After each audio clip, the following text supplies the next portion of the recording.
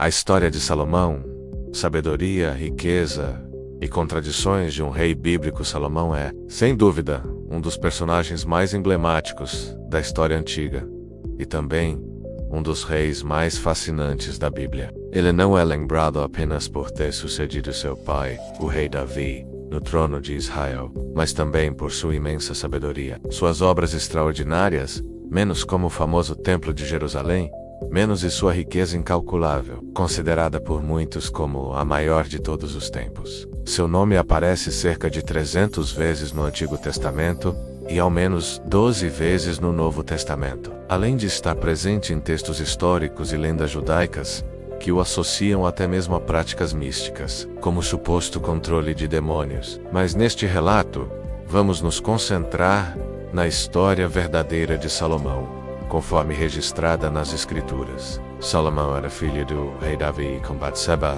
anteriormente esposa de Urias. Ele nasceu quando Davi já reinava em Jerusalém, sendo também chamado na Bíblia de Jedidias, que significa amado do Senhor. O jovem príncipe tornou-se rei por volta de 971 AC, código, muito provavelmente com cerca de 18 anos de idade. Seu reinado durou cerca de 40 anos, encerrando-se por volta de 931 código, datas aproximadas, já que estudiosos divergem entre esse período e outro mais tardio, 960 a 920 a.C. Pouco se sabe sobre a infância de Salomão, mas o ambiente familiar em que cresceu foi marcado por disputas e intrigas. Davi teve várias esposas e muitos filhos, o que gerou rivalidades intensas. Salomão entra na narrativa bíblica num momento de tensão política. Davi, já idoso e debilitado, enfrentava uma disputa sucessória. Seu filho Adonias, o mais velho entre os sobreviventes,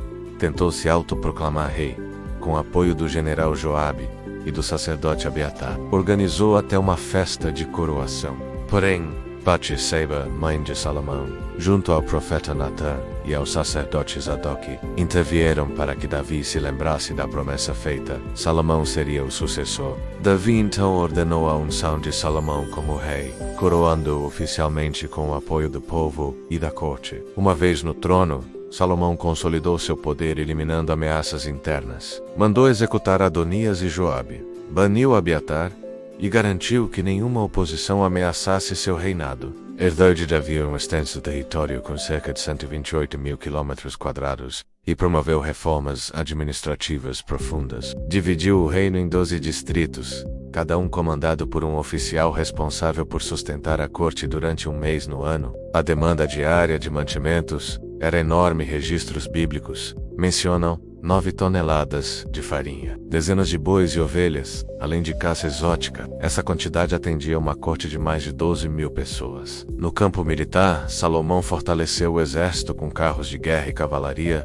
construiu fortalezas e melhorou as estradas. No entanto, o ponto alto de seu reinado foi o comércio. Salomão controlou rotas comerciais estratégicas, firmou tratados com países vizinhos e obteve uma receita tão grande que a prata tornou-se comum como pedras em Jerusalém. Um dos acordos mais notáveis foi com Irão, rei de Tiro, que forneceu madeira para as construções em troca de toneladas de trigo e azeite. Salomão também negociava com o Egito, comprando cavalos e carros que depois revendia aos sírios e hititas. Mas o destaque absoluto de seu legado foi a construção do Templo de Jerusalém, o chamado Primeiro Templo, edificado no Monte Moriá. Foi ali que Abraão teria quase sacrificado Isaque, e onde Davi havia construído um altar. Embora Davi tivesse reunido materiais para a obra, foi Salomão quem iniciou e concluiu o templo. No quarto e no 11º ano de seu reinado, respectivamente. Para isso, utilizou trabalho forçado, tanto de povos cananeus subjugados, quanto de israelitas. Essa imposição gerou revoltas e insatisfação,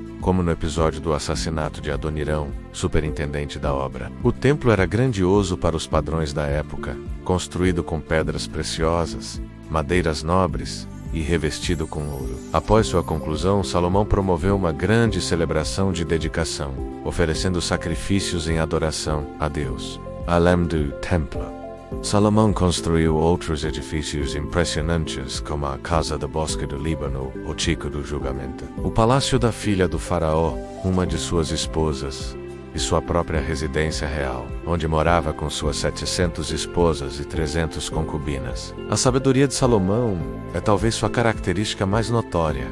Deus lhe apareceu em sonho e ofereceu o que desejasse. Salomão não pediu riquezas nem poder, mas sabedoria para governar com justiça. Como resposta, Deus tornou o homem mais sábio de sua geração. Um episódio famoso é o julgamento de duas mulheres que disputavam a maternidade de um bebê. Sem provas, Salomão propôs partir a criança ao meio, fazendo com que a verdadeira mãe abrisse mão da guarda para salvar o filho, revelando, assim, quem era a verdadeira mãe. Salomão compôs milhares de provérbios, salmos e cânticos. Muitos desses textos estão preservados em Provérbios, Eclesiastes e Cântico dos Cânticos. Sua sabedoria sobre a natureza e o comportamento humano impressionava visitantes de todo o mundo. Uma das mais ilustres foi a rainha de Sabá, que veio do sul da Arábia para testá-lo com perguntas e enigmas. Salomão respondeu a tudo com maestria, e ela ficou deslumbrada. Deu ao rei toneladas de ouro, especiarias e pedras preciosas. Mas apesar de toda a sua sabedoria, Salomão cometeu erros graves. O trabalho forçado,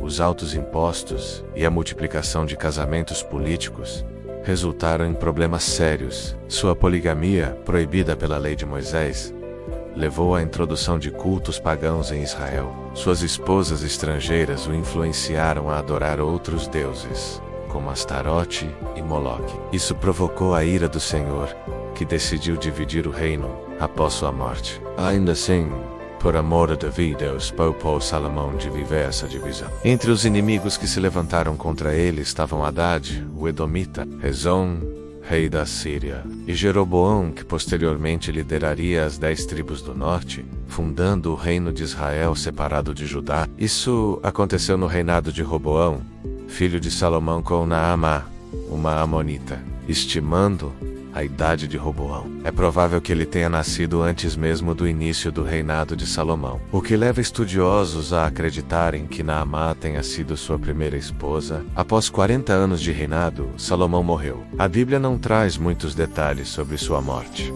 apenas que ele foi sepultado em Jerusalém com seus antepassados. Sua morte marcou o fim da Era de Ouro de Israel. O reino estava sobrecarregado, dividido por tensões internas, e pouco depois seria oficialmente fragmentado. Mesmo assim, o legado de Salomão permanece.